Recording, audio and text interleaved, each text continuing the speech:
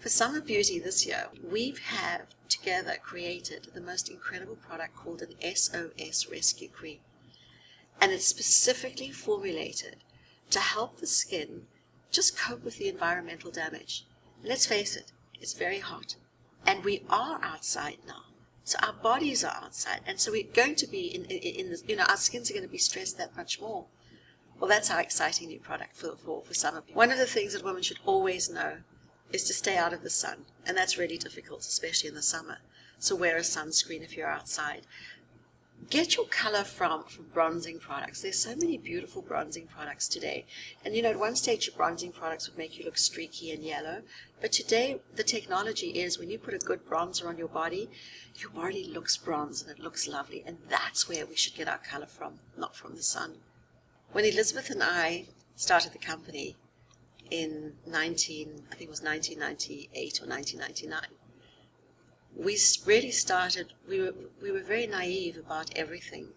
We started the business in my basement, and it grew from there. People have often asked me the question, what advice do I have for other people, especially women, who want to start a business?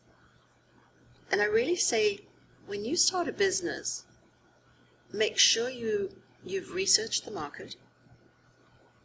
Make sure that you don't put every bit of money that you own into your business, because when you start a business, you don't know if it's going to be successful. Start small, dream big, which is great, but start small and you have to know that if it doesn't work, you'll still have your life.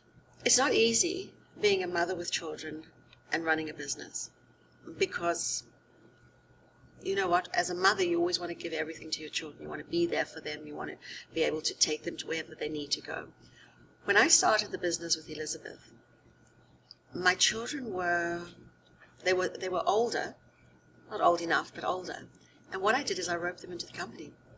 Every single day when we had packing, I made them come downstairs and help me pack all the boxes, and they moan and groan. But I said, you know what, this is a great way for you to earn money. And so the kids almost grew up with me in the business, but I always made sure, and this is very important, I always made sure that I was there for them when they needed me, that I was there to take them to wherever I needed to take them, and that I was there to just sit down and talk to them when they needed me to be there.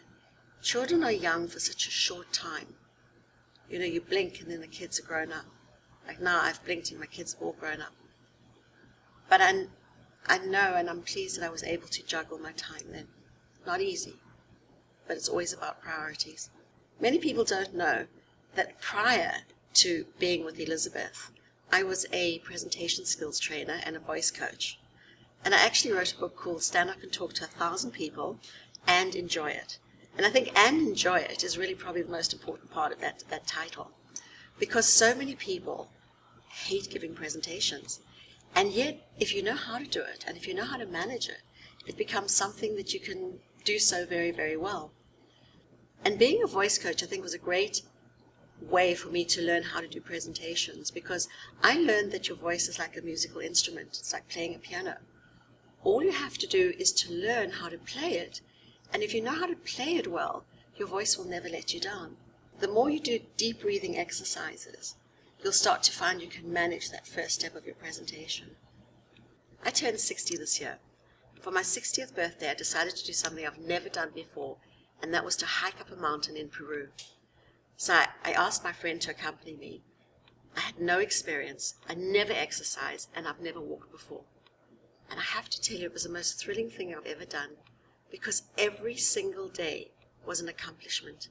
Every single day when I started out and I battled, and I never ever thought I would reach the height that I reached. And then when I did, coming down the mountain at the end of every day and just eating and then jumping into bed was the greatest accomplishment of my life.